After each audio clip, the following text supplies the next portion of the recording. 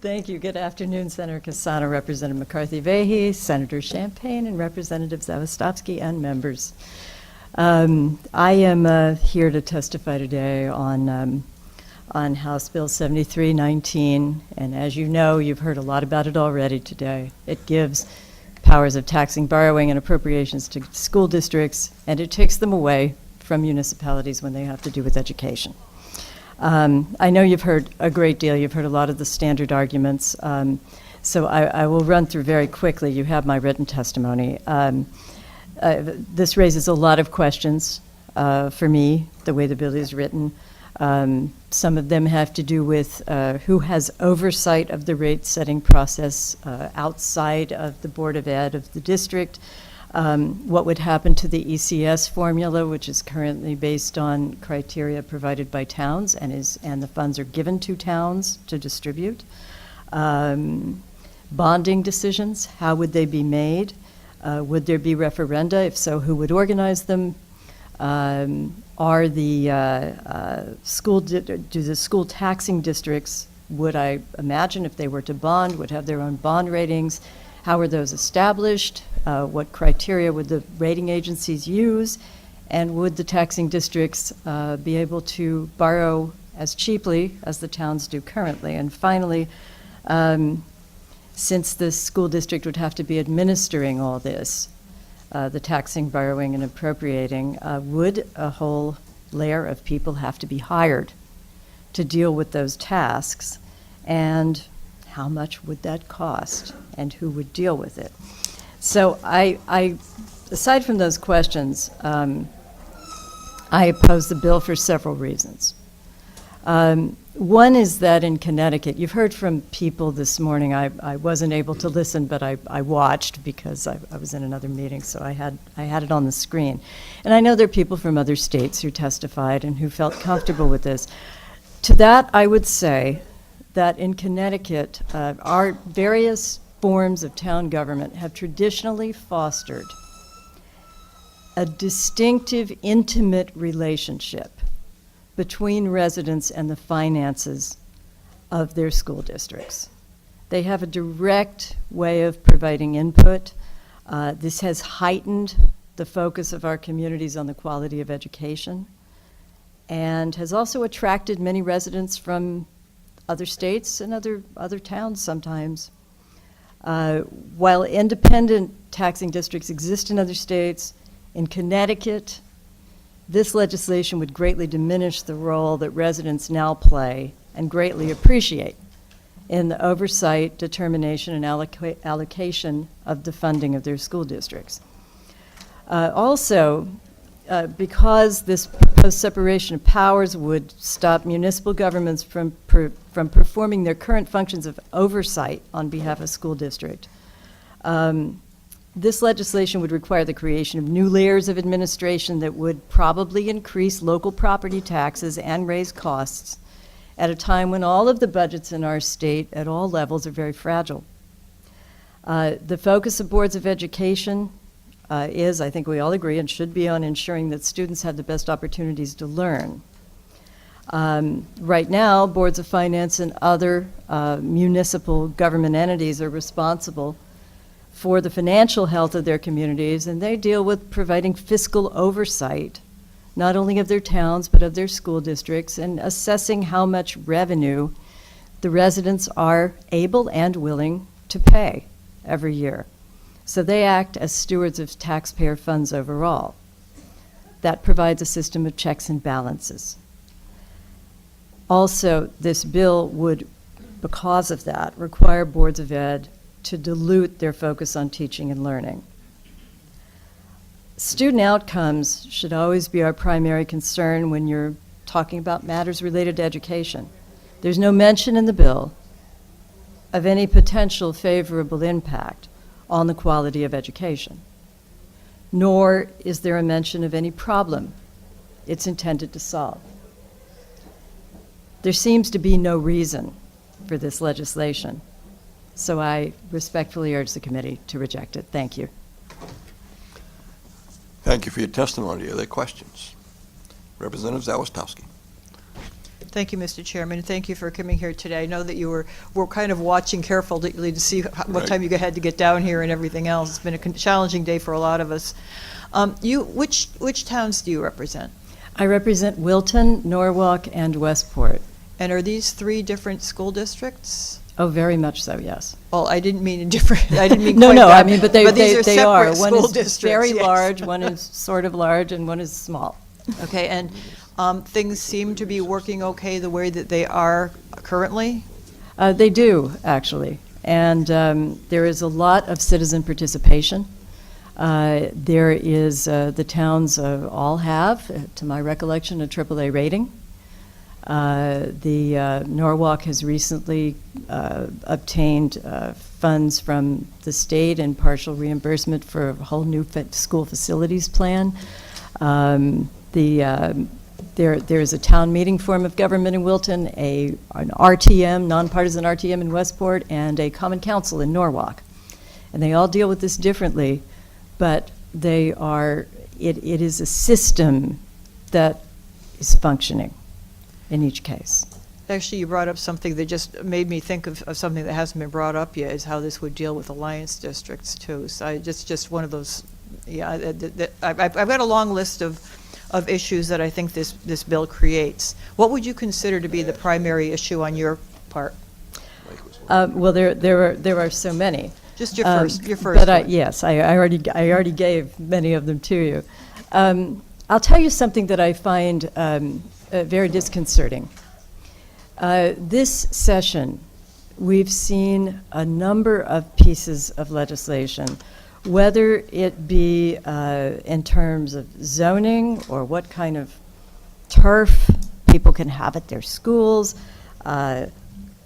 taxes, car taxes, payments by towns for teachers' pensions, regionalization, and this. There seems to be a tendency to interfere with the way that things are managed at the local town level or local school level that are not broken, when I believe that we should be focusing on problems at the state level that affect the condition of our finances and our economy. And to push this off on the towns as though there were a problem at that level that was causing this is very disconcerting. And that was probably what drew me to look at this in the first place. But all the other problems I mentioned are certainly issues as well. Thank you, and I do have a running list from the testimony today. Thank you very much, and thank you, Mr. Chairman. Representative Belnicki. Thank you, Mr. Chair, and thank you for coming forward and testifying on this issue here. So I was listening to your commentary there. Do you see this as conceivably breaking something that has worked relatively well in our state of Connecticut, and that's how cities and towns have dealt with their school board budget and their town budgets? I do, particularly in terms of what I referred to as the intimate relationship between residents and the finances of their schools. I know that there were some concerns voiced earlier about transparency. If there are some school districts that are currently not showing their full budget, or towns that are not presenting 2 budget lines, that's easily solved through a bifurcation of billing. Very easily solved. The ability of an entire town to be able to vote on a bond issue for a school district is very important. People feel they have a stake in that, and they want the stake in that, because the school is a very, very important part of the character of their town. And it's visceral. It's something people feel very deeply. And I think in any way, even if it's just administratively, divorcing the school district from the town would be a big blow. I really do. One final question, and I've been asking everybody this. Do you see this either saving towns money, costing them money, or basically staying where they are? I absolutely, well, it wouldn't cost the town itself money because the The town taxpayer. can no longer spend money on the school district. It's forbidden from appropriating for educational purposes.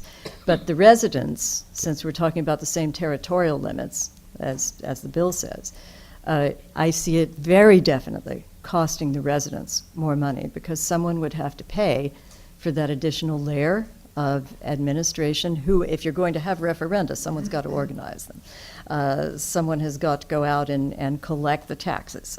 Someone has, I'm saying someone, I mean some people, a staff, would have to issue bonds.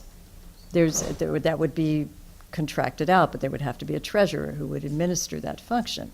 All of those things, and then on top of that, if the school district doesn't have an interest rate as low as the town, that would also cost money. I can't imagine that it would not be more costly for the residents of a town. Well, thank you for your answers there, and thank you for coming out and testifying on this piece of legislation. Thank you, Mr. Chair. Representative McCarthy-Vey.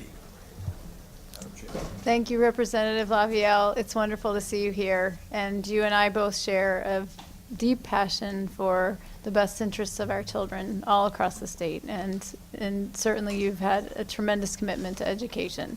And I have admired and respected that over the years that I've had the opportunity to work with you.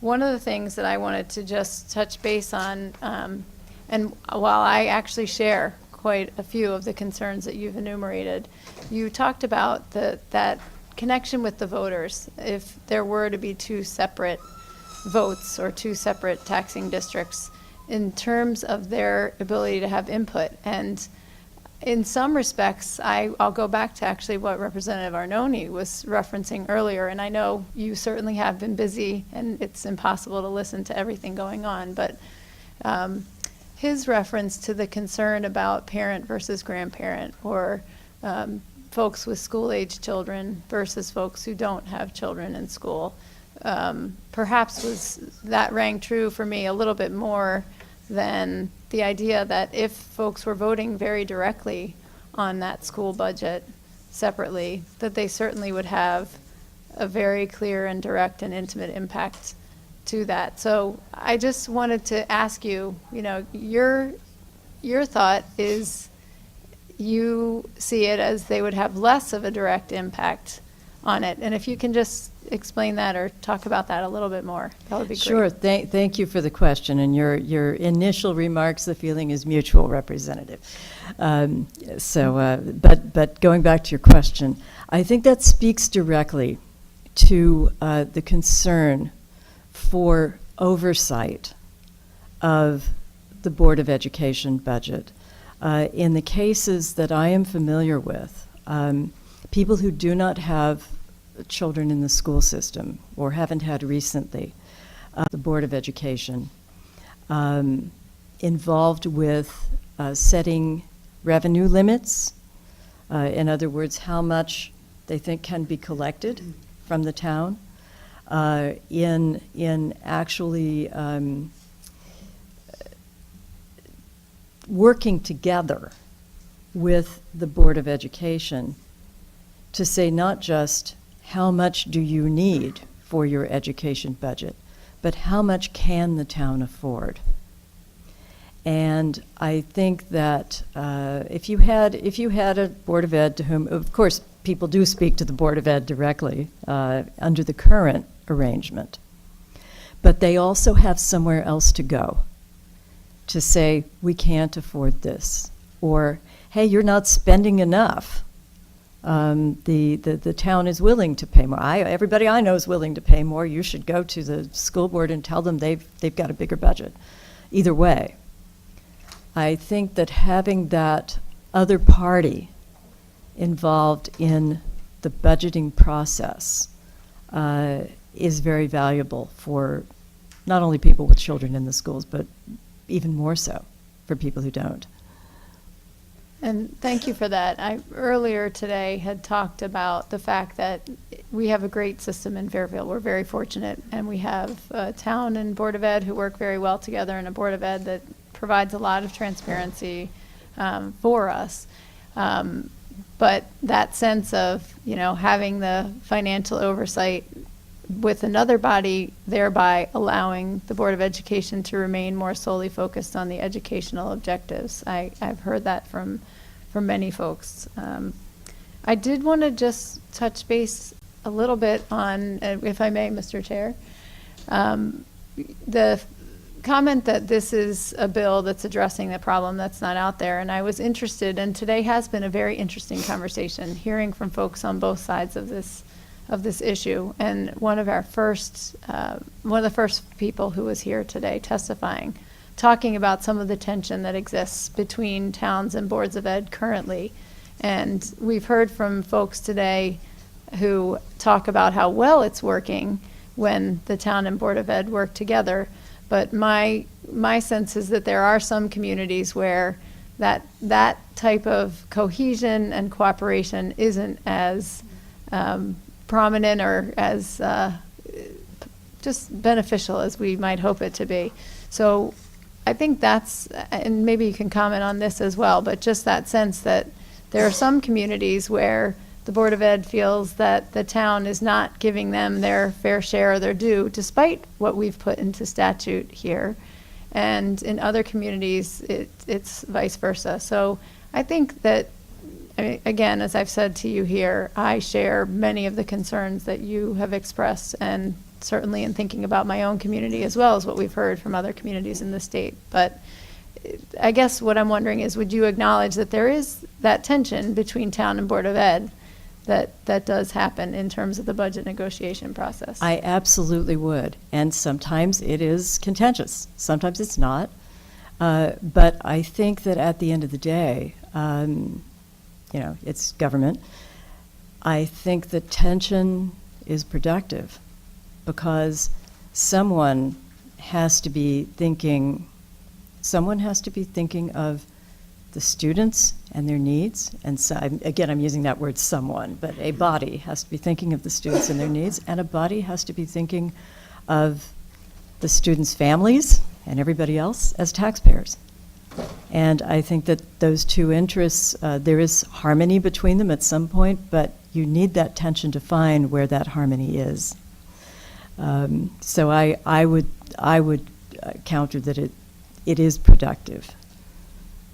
Thank you very much for the conversation here today. Thank you, Mr. Chair. Thank you for the opportunity to have it. Other questions? Seeing none? Representative, thank you very much for joining us. Appreciate it. Thank you very much.